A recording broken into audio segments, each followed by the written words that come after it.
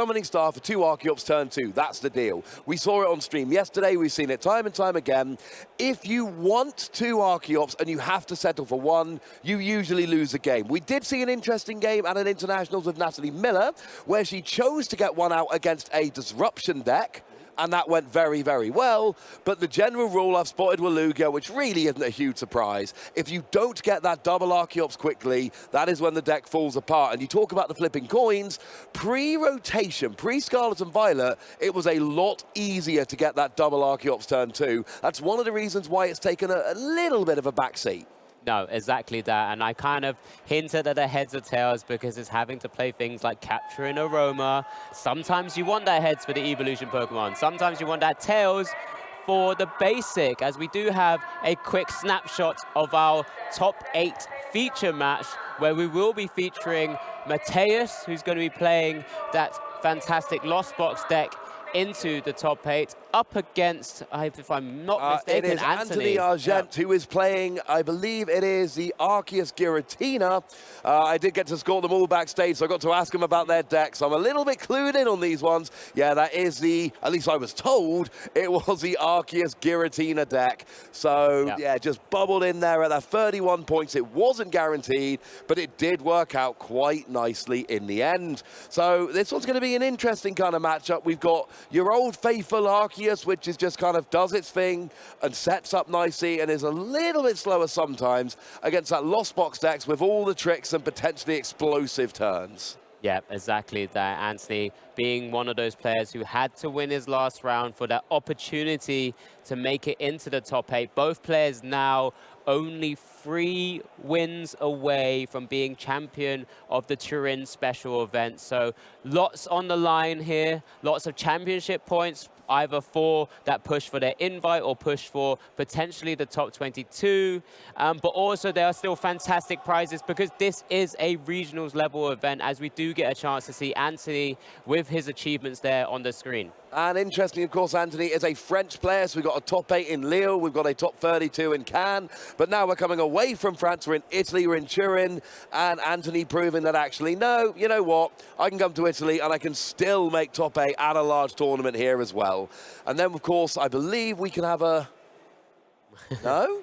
We're going to have a look at the players shuffling up and just seeing, you know, it's important. You're going into top 8, you want to make sure that your deck's all nicely randomized. And I mean, for a lot of players, I know some people don't like pile shuffling. I think it calms me down. Yeah, for me, it settles my nerves, as I know I can sort of count my deck out, make sure I have all the pieces there, as we do get to see Mateus's achievements as well. Of course, he was our regional Stuttgart champion, but also for this season and a couple of other events as well, top 16 in Bremen, top 64 in Lille. So a player who's really starting to come to the fore now, as we highlighted before. A lot of these Polish community players really starting to play trumps and actually do super well because they have a fantastic community. Yeah, we've seen Polish players do very, very well this weekend. Of course, we got to go and enjoy that regional in Warsaw earlier as well, earlier in the season.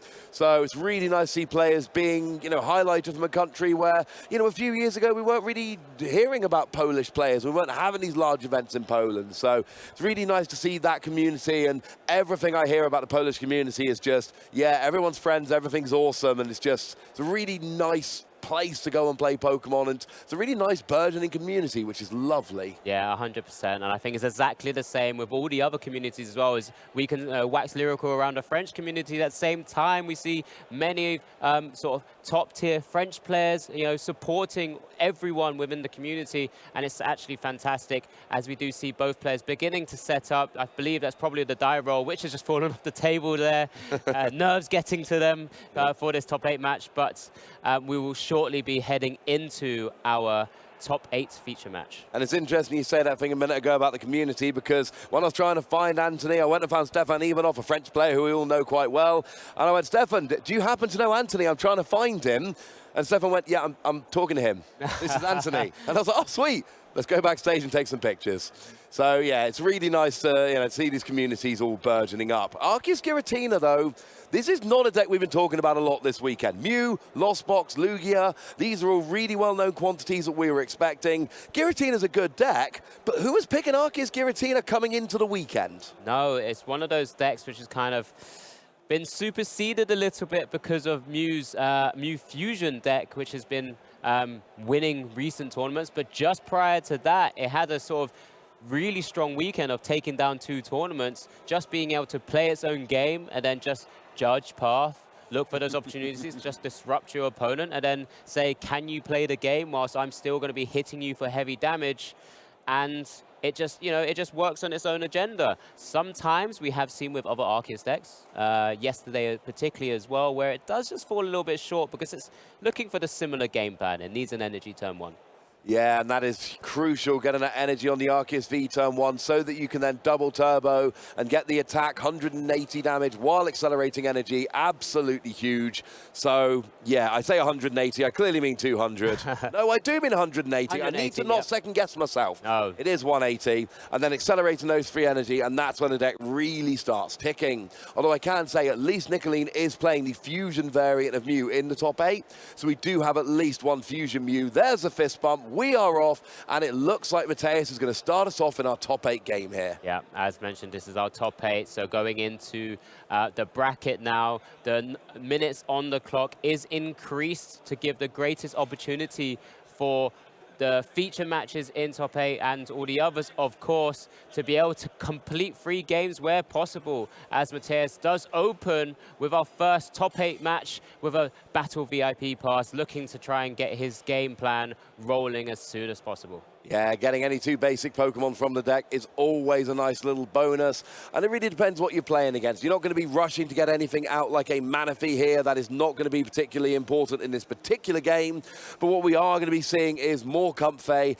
and then potentially setting up some of those attackers. Greninja, always good for drawing a few cards and giving us that extra attacking option, and then you got stuff like Kramer, which is great in the early game. Yeah, exactly that, and as we just go through Mateus' list. Obviously, we haven't had the chance to showcase him as of yet. He is playing that Kyogre build where you're able to sort of use that fantastic attack to snipe across 2 Pokemon. But of course, we currently do see it at the bottom of his prizes alongside that Sableye. He doesn't necessarily always need it too early. Can start to utilize something like that Dragonite V to deal heavy damage. Because he is going first, he has plenty of time to try and set up 7 cards in the Lost Zone and start utilizing that Mirage Gate. Yeah, you only play 1 of that Kyogre, and it does come out quite late. So, yeah, being in the bottom of the prizes probably means it's going to come out before you need it. But that is something to keep an eye on as we go through the game. So it does look like we are doing that flower selecting. We get a Lost Vacuum in the Lost Zone first thing. And then we've got ourselves an escape rope into a second Comfey. And it looks like that Radiant Greninja is actually already in hand. So maybe that can come down. Oh, now, interestingly enough, we just Lost Zoned a Sableye there. But there's only 2 in the deck list, and one of them's in the prizes. So Sableye also not an option at the moment. Might not be the attacker you need first of all here, but that is something to watch. There will be no Sableye for the moment. Yeah, one of the difficulties with the Kyogre builds that they do have a max damage output of 250 should, of course, all of the energies be, all of the sort of 5 cards from the attack be energies, which does mean it does fall a little bit short of some of the V-Stars because they are big, bulky Pokemon, as we do see the pass there from Mateus. And now it's over to Anthony to just see if he can get something going, because he did start the Giratina V, Ross. Yeah, starting that Giratina V is nice in a way because you want it on the board turn 1, but you want it on the bench turn 1. You want your Arceus, so it doesn't really matter as long as you get some kind of switch in the first 2 turns, because you're not really going to be attacking with Arceus yet. But then again, something like a Cramorant hitting into that, softening it up if that's going to be your main attacker, that can be pretty important. So watch out for Cramorant doing cheeky little pokes on these Pokemon Vs. Maybe Cramorant can get a 2-hit KO, maybe it can set up for a Sableye later. It's just something to keep in mind. Yeah, something to be considering as well from Anthony's side of board. If he is able to switch into an Arceus V with a DT attached, it does leave it susceptible to a Dragonite coming off the bench and actually swinging away for 250 damage taking the knockout and potentially leaving you with just a powered-up Giratina V. So, from Anthony's position, if he's looking to do that Trinity charge attack, start powering up his board, he might want to consider looking for another Arceus V on the bench as well. Yeah, it's an excellent point. There are 3 cards in the Lost Zone at the moment for Mateus, and that actually is, there's a big difference between 2 and 3 cards turn 1. Because generally speaking, 2 flower selecting and a Chorus's Experiment, we see that quite a lot. 3 is kind of asking an awful lot more. So having those 3 in there turn 1 is huge. So you need 2 more flower selecting, get your Chorus's Experiment, and then that Mirage Gate is on board and you're ready to go. Now we do see the energy attachment to Arceus. That is always huge turn 1. Yeah, massive. Now it's just to see how Anthony could play out the rest of his cards. I wasn't really too sure what the too many options there. He does have that path in hand, maybe to try and slow down Mateus' side with that Greninja on the board as well. But he's just struggling with this decision at the moment. Does have to just boss up the Dragonite, try and limit the potential flower selectings, and has to pass over to Mateus here. There's the Chorus's Experiment. This could be one way to kind of quickly power a lot of cards into his Lost Zone, Ross. Yeah, there's up to 5 in the Lost Zone now. That is absolutely huge. It is 5 in the Lost Zone.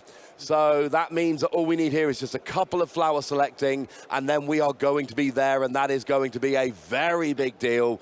Ooh. It's a lot to ask, but a Dragonite attack in this turn would be very good for Mateus and very bad for Anthony. S6, yeah. He actually has the Forest Sealstone also attached to that Dragonite, so either needs the pieces of the Mirage Gate and energy, or an energy in hand as well. Just needs a couple of pieces. He's not too far off. We're already at 7. Yeah, he's at the 7 for Mirage Gate. I just didn't know if he has Mirage Gate in hand, has Lightning Energy in hand as well. This Dragonite looking to do Dragon Gale. Needs 2 waters attached to it, though. Does need 2 waters. That's going to be a pain. The escape rope bringing up the Arceus, that was as good as a boss's orders, because if there's only 1 bench Pokemon, you drag that one active. So, now this is an interesting one. So we've got a Mirage Gate with a water and a Psychic. So this means we need a second Mirage Gate. So this has to be Mirage Gate. Yep, exactly that. You called it. So a second Mirage Gate does have the energy attached to the active to then retreat into the Dragonite, as he will be looking to pull out at least a water energy onto that Dragonite, because he does have the Lightning in hand, but goes for both, goes for broke, and Anthony's hands just not looking pretty at all at this point, with a massive KO being stared at. I said this could be very good for Mateus and very bad for Anthony. That is exactly where we are. It's not just getting a turn 2 KO for 2 prizes, although that is fantastic. You are taking out the Arceus. Now Anthony cannot do what he wanted to do with Arceus V-Star. There's no Arceus V. You're losing the energy for what it's worth. There's a double turbo prize as well. This is absolutely devastating for Anthony here. We might not see this game 1 going on much longer. No, I think Anthony just had a little chuckle to himself, just knowing that his hand wasn't particularly strong from that scenario. Essentially an energy attachment wasted, unable to get Trinity Charge off. That's it. Game 1 is over. Anthony concedes. And Mateus will take game 1 of our top 8 feature match, Ross, with a great display of how Lost Box can just take advantage of a slow start. Absolutely. We have said one of the things that Lost Box does is it's got all that trickery and spreading damage counters and this, that, and the other. One of the things Lost Box can do is big, explosive turns. And that is exactly what we saw there. Getting those 3 cards in the Lost Zone turn 1 was absolutely crucial to set up the double flower selecting and Chorus's Experiment to get you up to 7. And then the double Mirage Gate. Yeah. I mean, you said that the 2 water energy might be a little bit awkward. Yeah, because Mirage Gate, remember, does have to be 2 different types of energy. That was not a problem. You even got the energy to retreat the Comfy. And when your hand's bad and all you've got on board is a Giratina staring down a fully powered Dragonite, you go, yeah, I think I might have more luck in game 2. Yeah, 100%. And Anthony's hand just wasn't really working with him, despite being able to get the Arceus V and then, of course, get a DTE attached. As I kind of mentioned, it just left him so susceptible just to a big knockout. And that's exactly what we saw, that kind of turbo into the Mirage Gate and being able to just hit massive numbers with the Dragonite. Absolutely. And here's the thing. If he'd have gotten 1 more bench Pokemon down, that would have been a very, very different game. Because you cannot boss his orders and Chorus's Experiment. He had to chorus his experiment. So if you were able to get one more bench Pokemon there, you force your opponent to essentially attack the active, or you can choose which bench Pokemon goes. So you said about getting a second Giratina or a second Arceus. That would have been absolutely huge. It would have taken away the escape rope play.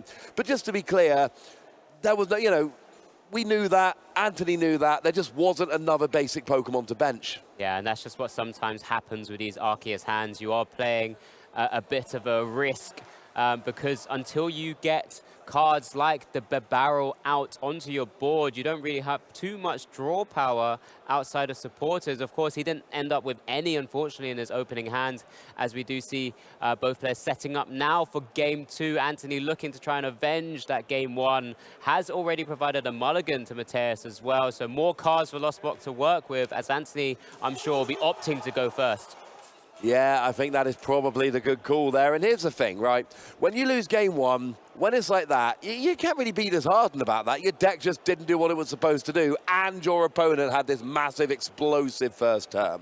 That is, it's an anomaly, it's not fun, you move on with your life. I think that Anthony is still probably going to be feeling pretty confident because, end of the day, you made it to top 8 in such a big tournament. So we start with the Arceus active, bench Giratina, and then we got a Nest Ball as well. Yep, super important. In the same scenario as game 1, getting 3 Pokemon down is quite vital, particularly with that Arceus in the active position, simply because Mateus could just pop off.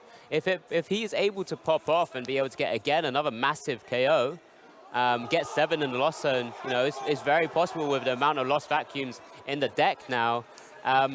Anthony could just lose his Arceus V. So, yes, makes the right decision, goes for another Arceus V onto the bench, does attach to the active, or maybe attach to the tool. I can't quite see there. No, it did attach to the active. As there's a V-Guard energy went down onto the active there. And this is an awkward situation, because on the one hand, I want it on the bench to protect it against some, as Shay would say, shenanigans. Yep. But on the other hand, if I attach it to the bench, I've then got to find a pivot option next turn in order to really take full advantage and get that big attack off. So it's a hard decision. Either way, Anthony, it's a similar turn to last time, but that third basic makes all the difference. Yep. And going first. Oh, 100%. So Anthony may be able to start initiating the prize race if Mateus is unable to maybe pop off, because right now no sort of weaker, squishier Pokemon for Mateus to knock out with something like a Cramomatic, for a Cramorant, as we do see the Chorus Experiment hit the floor with already a Psychic Energy as an easy choice, plus the Forest Sealstone.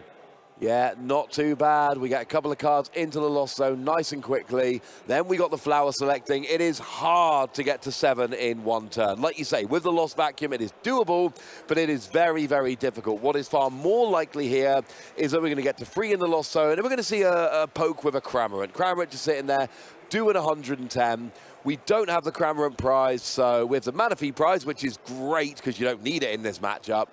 So this is hopefully going to be a pretty standard turn 1 going second for Lost Box for Mateus. You get a few cards in the Lost Zone, poke with Cramorant, and then you hope that turn 2 or 3 you can start really going off with the deck. Yeah, just start applying a little bit of pressure with that Cramorant, just dealing 110 damage with Spit Innocently, as Mateus does just double check what energies are available to him. None prized, of course, but has already had to Lost Zone 2 energies, it looked like. So just wanting to make sure his attackers and energies, if he ever does need to go down the Kyogre route, is available to him. Yeah, that is very important. Of course, Kyogre discards energy, or discards cards on the top of your deck and does damage depending on the amount of energy that you hit. Generally speaking, of course, you empty out your deck. You use Energy Recycler to put energy back into your deck to fix it, essentially. But if too much energy goes in the Lost Zone, you actually run out of usable energy for Kyogre, and that is a bad thing. So 2 in the Lost Zone early, that's not a huge deal. But what if we have Flower Selecting in a turn or 2, which is 2 energy, and it forces you to Lost Zone 1? That's where things could get a little awkward as we go to another Flower Selecting, and this is crucial, because this means there are now 4 cards in the Lost Zone, and there we see Energy Recycler or Energy. You groaned, that wasn't a fun choice. No, that was definitely not what he wanted to see. He really didn't want to see another energy in that Flower Selecting, but that's just some of the risk that happens with Lost Box here, as he does get the energy attachment to the active to retreat into the attacker that we mentioned this whole time. And we'll be dealing 110 to start pressurizing Anthony's board with that Arceus V in the active with the energy attached. I kind of love this, because anytime you hit with Cramorant onto a Pokemon V, you hit 110, the magic number of Pokemon Vs is 220.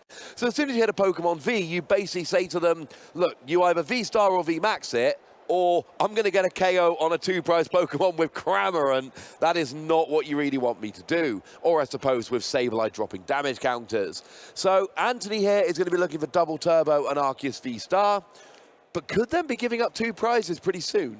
Yeah, we'll be looking to try and get that Arceus V-Star as soon as possible. One, because it opens up potential plays with that fantastic V-Star ability, Starbirth, being able to sort of tutor, quote-unquote, 2 cards from the deck. So search your deck for any 2 cards of your choice. Looks like he has played down the Ultra Ball there, and just will be looking to kind of set up his board. So this turn is going to be vital for him to be able to perhaps build the Arceus V-Star in the active, start taking the first prize, but he'll be looking maybe to try and build out that barrel engine as well, which is so vital for you to continue going through the cards in your deck. Yeah, of course, as our world champion Andres Cabal put it, just after winning Worlds, play the barrel.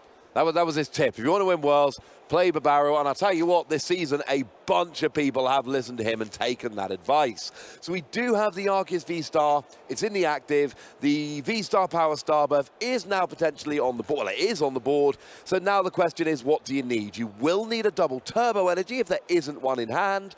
And then it's just, what is the next most important card? And I really like getting a Bidoof, honestly. Yeah, sort of getting yourself prepared for future turns. You know, it's still 6 away from that Sableye being able to use Lost Mine, so it's just being able to utilize that as a potential target. As we do see both players drawing their 4 cards there, of course. It now comes down to also whether Anthony wants to try and limit what Mateus is able to do, maybe locking him out of something like the Radiant Greninja. Once he's used the Starbirth ability, of course. Yeah, Path Judge, that is something we've been seeing all weekend. And when I say all weekend, I mean for months and months and months. Play Judge, put your opponent down to a 4-card hand, put Path to the peak in play to turn off abilities of Pokemon with rule boxes, and kind of go from there. Turns off, I think, only really Greninja in the Lost Box deck, but that's still enough because it still limits their options and limits their draw power. I mean, I guess it's also the Raikou with the fleet-footed. Oh, okay, no, you're right. But typically it's not really used. I guess it's one of those cards that could potentially be used as like a mid-game sort of, or mid-range attacker in this matchup, because Cram has softened up the Arceus V-Star, but then runs the risk of giving up 2 prizes. So let's see how Mateus will sort of play out this turn, as he does go for the Nest Ball for the Bidoof there, as he does announce that Trinity Nova attack, knocking out the Cramorant and powering up 2 energies onto the Giratina V-Star, I believe there, and the Arceus V should probably get an energy here as well, I think. I always find it interesting when people, you know, he could have just searched for the Bidoof. Instead, he goes Nest Ball for the Bidoof. But he just fins an extra card from your deck. And a lot of the time, what you really want to do is get your deck as small as possible, because then you're statistically more likely to draw into the cards it is that you need. That Nest Ball's not going to do much throughout the rest of the game. You've got your basics, so let's not draw into that, because every time you draw into that Nest Ball, it could have been a boss's orders or an energy or something you really needed instead. So Mateus is a prize down and starts turn with a Colress's Experiment. More cards in hand, more cards in the Lost Zone. Yeah, now bringing him up to that 6 number, 1 away, but has that Comfy in the active slot. So Mirage Gate will be shortly available. Does have Greninja energy in hand as well, I believe, but opts for the Flower Selective. First easy choice there to get the Hisuian Heavy Ball. Now he can just double check his notes of his prizes, because he will get a glance to see all of them there and decide whether he wants to take a Pokemon out of the prizes, of course, and replace it with the Hisuian Heavy Ball. Yeah, that's always nice to be able to just have a look at that, find any basic Pokemon you don't have. Of course, a lot of these decks nowadays, they play one-ofs. I mean, just in Mateus's list, you've got 1 of Manaphy, 1 of Kyogre, 1 of Cramorant, 1 of Dragonite, one of Radiant Greninja, although I suppose, you know, one Radiant per deck, and one of Raikou V. In fact, the only Pokemon that are being played as more of a one of are Comfey and Sableye. So when you're playing that many one of basic Pokemon, you really need something like a Syrian Heavy Ball, just in case the wrong one is prized, to give you access to it as you go through the game. And it looks like, yes, that Kyogre is not in there any longer. Yeah, so it is going to be in hand, potentially utilized for later turns. Right now, he's just having to kind of find a bit of an awkward scenario here because he won't be able to take any knockouts unless he targets down the Bidoof. Does play the Pokestop, discards a Chorus Experiment and a Comfey. Only one hit there with the Lost Vacuum. One of the small risks you run when you play that card. Yeah, unfortunately. Now, we could potentially Lost Vacuum at least one card into the Lost Zone. Now, is there anything... Here's Pokestop. So with the Lost Zone here, sorry, with the Lost Vacuum, getting rid of the Pokestop and a card in your hand, that would actually put him to 10, and that would activate Sableye here. Oh, but it doesn't look like he's able to get it in the active with an energy. Yeah, that's the only unfortunate scenario here, and that's the instant evolve. It needs to get done. The barrel engine is live now, able to allow Anthony to draw up to 5 cards as well, but he does play an Ultra Ball, discarding 2 Arceus V, grabbing that Arceus V-Star. There's also that opportunity in a later turn for Anthony to utilize that Sharon's Care he has in his deck as well, just kind of nullifying some of the damage that Mateus has already done on his colorless Pokemon.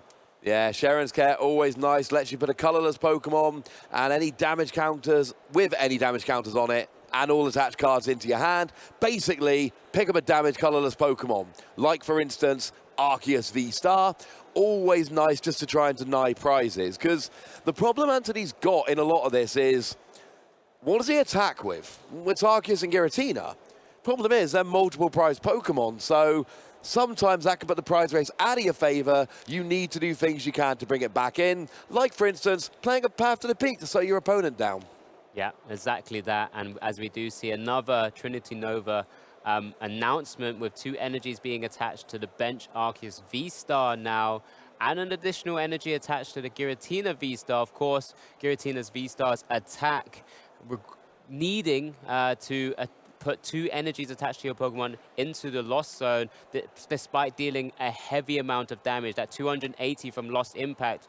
Just kind of giving Anti an out against bigger Pokemon that Mateus is playing, like that Dragonite V or like that Raikou, without too many issues whatsoever, as it now goes over to Mateus, Ross. Well, that's the interesting thing about a deck like Anthony's. Like, taking out a Dragonite, yeah, no, that's fine. I can do huge damage all day long. But it's, you know, taking out a Comfey, you're doing way too much damage to take out something like a Comfey or a Cramorant, but unfortunately, they're the attackers you've got. So, you know, bringing out a Giratina and, you know, doing 280 into a Dragonite, yeah, that's fine, that's easy.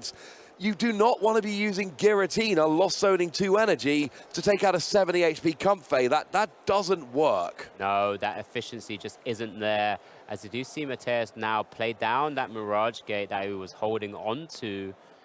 Maybe begin trying to set up the other Pokemon as well. I'm sure he's going to be fully aware that Sharon's Care will be hiding somewhere in Anthony's deck. And Anthony will be looking to just kind of nullify some of these turns from Mateus just by doing and utilizing that supporter for turn, as we do see a further Lost Vacuum come down. All 4 Battle VIP pass in the Lost Zone. Yeah, it's not fun when you don't get them turn 1, but if you don't get them turn 1, it's always a good thing if you can get them in the Lost Zone, because they are cards you will definitely not mind putting in there. Now here comes Sableye, 10 cards in the Lost Zone. It's not going to do enough to KO Arceus, though. Arceus has taken 110, so it's got 170 left, and Sableye drops 12 damage counters, or 120. It's not enough at the moment. Could take out the barrel, but do you really want to take a single prize here? That's going to mess up your prize map, something rotten. Yeah, you'd be surprised, Ross, and I think Mateus has targeted down the barrel, because once the barrel engine goes down, Arceus decks do tend to struggle quite a bit, especially when they've already used that V-Star ability as well. Yeah, both players just kind of maneuvering it just so it's a little bit cleaner for the board state. But yes, Mateus taking out the barrel there with that lost mine attack will take one prize, which isn't too much of a problem right now. He's also playing that Echoing Horn to maybe get an additional easy prize later, should he need to do so. But because he knows what Anthony's playing, he's played against his friend that we had on stream earlier as well, with the Arceus Moltres deck that we saw yesterday in the last stream game. Sharon's Care is hiding somewhere, and it's just this point, well, I'm going to disrupt your hand, disrupt your game plan, because now Bibarro is not going to be drawing you any cards. This is what I'm worried about. I am worried about the fact that essentially all of Anthony's Pokemon are 2 prizes. So taking a 1 prize means either that KO is completely irrelevant, or you have to take another prize, 1 prize later on, which I know you can do with Echoing Horn, but that is frankly a little bit awkward. So I'm just generally, I'm not a huge fan of this. I'm really not. But you weren't getting a KO on the Arceus, so like you say, let's disrupt them, let's make sure that they don't have chance to draw, let's limit their options. As much as I don't like taking 1 prize for the prize map, I do kind of like disrupting my opponent and going, I think if I do this, then over the next couple of turns, I can make this work for me in a way that wouldn't work if you had access to the Bibarrel. Yeah, man, I guess, you know, with the caster cam and caster view that we currently have, we obviously have a lot more information about the decks and the sort of different techs within both players' decks. I guess, agree to disagree, Ross. I do quite like taking out a Bibarro. I've played a bit of Arceus before. Without a Bibarro, it is a bit of a struggle, but at the same time, there's still 3 big attackers staring at you. Absolutely, and because I wasn't saying I don't think he should have taken the Bibarro. I'm just saying when I think about the prize map, it makes me sad and I don't want to. Of course. But I absolutely see that in that situation, that was the best thing to do. It just makes me feel very nervous about the prize map. What I would like to see Mateus try and do now is potentially Echoing Horn, something like that Bidoof back, Lost Mine it again for 60 damage, and then utilize the additional 60 float damage onto the other V-Stars, bringing them down into range of Kyogre. That would be That's awesome. what I would like to see, but of course right now it'll be interesting which direction Mateus will go down, as he has played down the Clara to return that Sableye back into hand with an energy. Does have another Sableye also on the bench right now, just kind of making sure the energies do go back, because he will need to utilize this. He has essentially 3 turns, including this one, or 2 turns as it were, to try and navigate these big KOs, but he has fallen down a little bit. There you go, there's the horn. There we go, it's exactly as you called it, Alex. That Echoing Horn, getting that Bidoof back so that it can be KO'd with the Lost Mine and then start spreading some damage around. And yeah, I think that's the point here. I think we are building up to a very big Kyogre, which to be fair, is what this build of Lost Box generally tries to do. Exactly that, and Mateus is just trying to get to a checkmate position.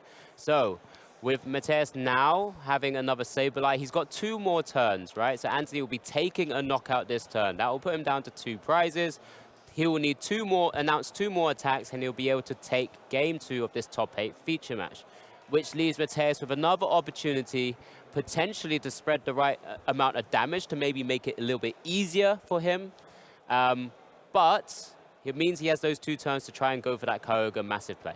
Yeah, essentially it means 1 turn to set it up and then 1 turn to get it rolling, and that is it. You are running out of time. It's like we see with Mew decks quite a lot. Once you're up and rolling, you are taking a prize every single turn. And your opponent, whatever it is they're trying to do, they've got a very simple, very obvious clock rolling that Mateus has this turn and next turn to try and avoid. Anthony's got enough attackers on the board with enough energy. Anthony is not going to miss a KO at this point. It's not going to happen. Mateus cannot bench a 2-prize Pokemon, or else that would be the end of the game. So he needs to basically use Sableye to spread a bunch of damage this turn, make sure everything is in range of Kyogre, and then next turn Kyogre needs to come down and do Kyogre things. If Mateus can pull that off, that's a win. Otherwise, I think this game's going to Anthony. Yeah, he needs to double check whether potentially he can do it this turn. He's got around 7 cards remaining, I believe, in that deck after that Nest Ball pulling out that Kyogre from the deck, as he's just kind of mind mapping all the cards that are available to him.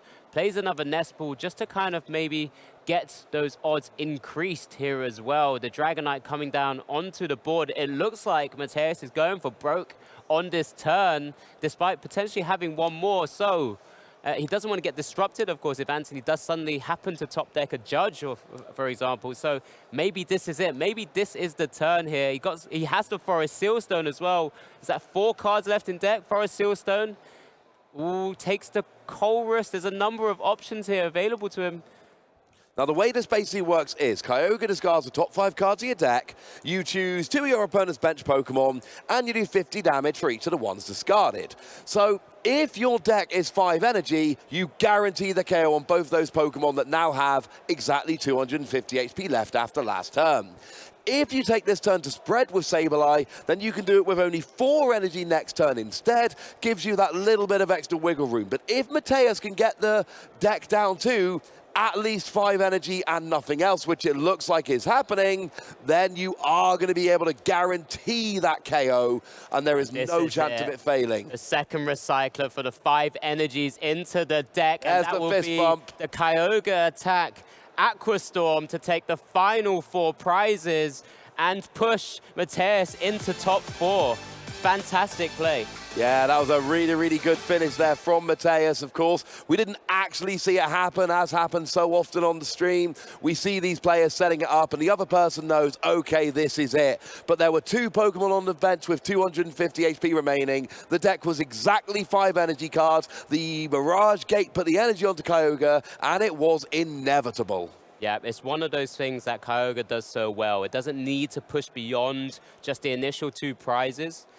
Then never in sort of Roxanne range and cards like that would disrupt him heavily, because giving them 2 cards will really kind of disrupt that combo flow of Kyogre, but then just setting up that checkmate position. Yeah. And executed perfectly by Mateus there. It's like when Kyogre first came around, people tried playing it in water decks, and they play it with like 25 energy and cross their fingers and hope it works. That is not how this Lost Box deck works. They are not trying to make it work. They are guaranteeing that it will work. You use Energy Recycler, and, you know, Mike talked a lot about this very well in the game yesterday. The goal is double Energy Recycler, put 10 energy back, and then you get your Mirage Gate to get all the energy out that you need, and then you just discard it all with Kyogre, and you've got that guaranteed win.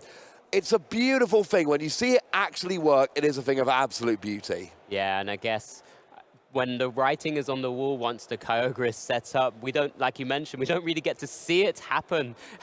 And hi, I am Shay. I'm Mike Ellis. But we don't typically get to see it happen on the actual stream game itself, because the opposing player just knows it's inevitable. This massive amount of damage is just happening. The energy is already just almost played open-handed at that stage. It's like when you play on PTCGO or PTCG Live, and you're building up this brilliant ending turn, and then it comes up on the screen, you win, and you're like, no, I don't want to win like this. Let me pull off this brilliant play. But of course, when you're in the top 8, and it's disappointing, right? When you lose in the top 8 of a big tournament like this, it is very disappointing. So you don't really want to sit there and watch your opponent pull off the move. When you know the game is over, fist bump, and then you move on. And let's face it, top 8 is a phenomenal achievement. Pokemon tournaments are very big nowadays, they're extremely competitive, and top 8 is awesome. Yeah, I believe that's Anthony's second top 8 potentially of this season. I have seen that name, of course, pop up before. So congratulations to Anthony. Unfortunately, just fell short at top 8 stage.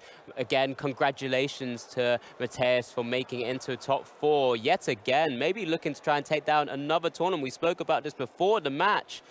Mateus is a regional champion winner. We had Fabio as a regional champion as well. These players looking to make a further name for themselves. I do. It's always fun to have a repeat regional champion. We have, what, 8 regional level events in Europe in a year? Yep. So I think it's exactly 8 this year. So if somebody can come along and take down 2 of them, that is just an absolutely phenomenal achievement. You know, Fabio Battistella obviously took down Lille regionals in the top 8 here. Mateus has already taken one down in the top 8 here as well.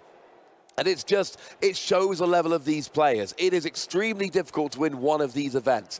You do not win 2 of the, well, you don't win 1 by accident, to be honest with you, but you certainly don't win 2. Anybody who comes ahead and wins 2 of these, it is because they absolutely earned it. No other games confirmed yet, though. We just have our first top 4 player for our Turin special event. Mateus there in the top part of the bracket. We'll be facing off against the winner of Fabio Battistella against currently Maximilian Taubert. But the other side of the bracket, as we mentioned, some fantastic matches going on. We have a Mew mirror match between Leon and Jack Gregory Campbell, both players we've featured already on stream, as well as, was that well, Maximilian's the one who was playing Lugia, wasn't it? Yes. Another Lugia with, we'll just remember the name, in the other bracket, potentially up against Lugia. Tatsumi. Well. Tatsumi, sorry, yes, thank you very much, Ross.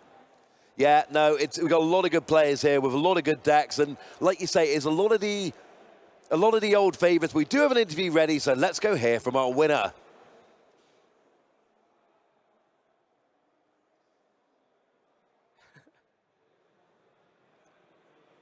Hello. Thank you very much for an amazing game there, Shay and Alex. But it was over quickly thanks to this man here, Mateus, just off of that victory there in the quarterfinals. How are you feeling? Really good. Like, I don't know how I won that second game. It was incredibly quickly. I mean, the first one was a typical turbo approach. Yeah. You're trying to get that Dragonite to attack first. How did you feel when you were doing that? It's really cool when someone benches only one Pokemon on the bench, and it's important for him. You just can rope. It's really consistent on turn 2 if you're going first. I guess that's the advantage of the Kyogre Lost Box build, where you've got those high-power V attackers like the Dragonite, like the Raikou. Yeah. Is that why you went for this build, or is there other reasons why you went for it? Actually, I know everyone is talking like this is the BDIF, this is the best deck. I just chose it because I feel like it's the best deck.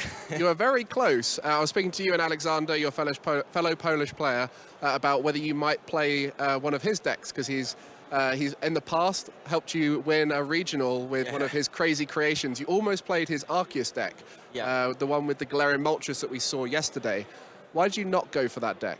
I wasn't sure, once again, against Lost Box, how it feels.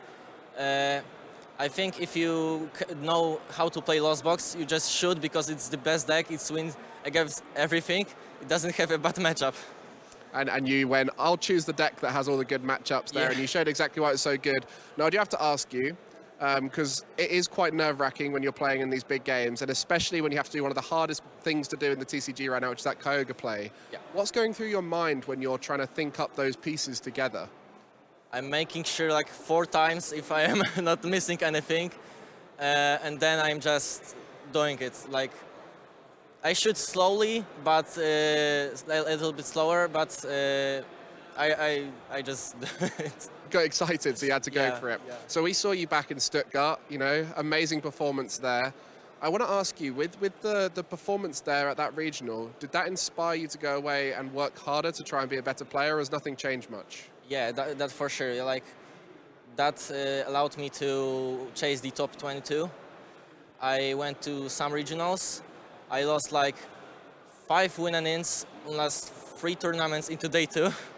So like I played 2 on 2 of them. I played Mew VMAX. So I just, you know what? I'm going to play BDIF and just Take the win. Yeah. Take that win. I mean, we've seen a lot of Mew VMAX about as well, so Mew VMAX a very good deck too. Yeah. So now you're in a really commanding position to maybe take your second large event of the season. Yeah. Did you think at the beginning of the season that you'd be one of those players who would be sorry about the fly that's flying around. I don't know if you guys can see that at home. There's a fly who wants to get involved in the interview right here. Did you think at the beginning of the season that you were going to be one of those players who would be a multi-tournament winning player? No, definitely. I played in the Worlds.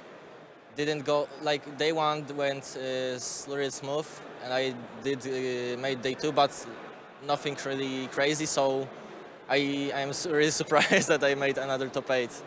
And I've got to ask about the Polish scene. You know, you guys have played so well this season. Yourself, Alexander, Piotr, just to name some of the top 8 kind of players. But has this season with the regional in Warsaw really elevated the Polish scene?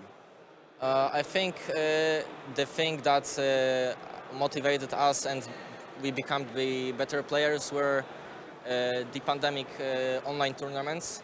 We all played it like together. We chatted then, and yeah, I think that was that thing. Yeah, being able to play online gave you a chance to level the playing field, didn't have to travel as much. and now you guys are traveling all around the world. And I got to ask you, going to Worlds, how's that going to feel? Really good, especially if I made it to top 22. I mean, you're very close now. Do you know if this event performance is going to put you in a good spot for it? I already got my best finish limit, but because I've made top 4, I will be over 700 points. So I think, yeah. Pretty safe there. I mean, congratulations for an amazing season. I guess, is there anyone you want to thank from your community or anyone who's looked after you and helped you out? Thank to all of my friends, especially Alex, because he's always helping me with the deck choice. So, yeah. Well, shout out to everyone out there who's supporting you at home as well. You're becoming a familiar face for us all to see in the top of the European region. So we'll be seeing more of you, hopefully later in the final. Fingers crossed, we'll see you there. But congratulations on an amazing victory there. Because it was so quick, we now have to do lots of different things to try and fill the time. So thank you for that. But we'll have some more interviews and content for you in a bit, so don't go anywhere.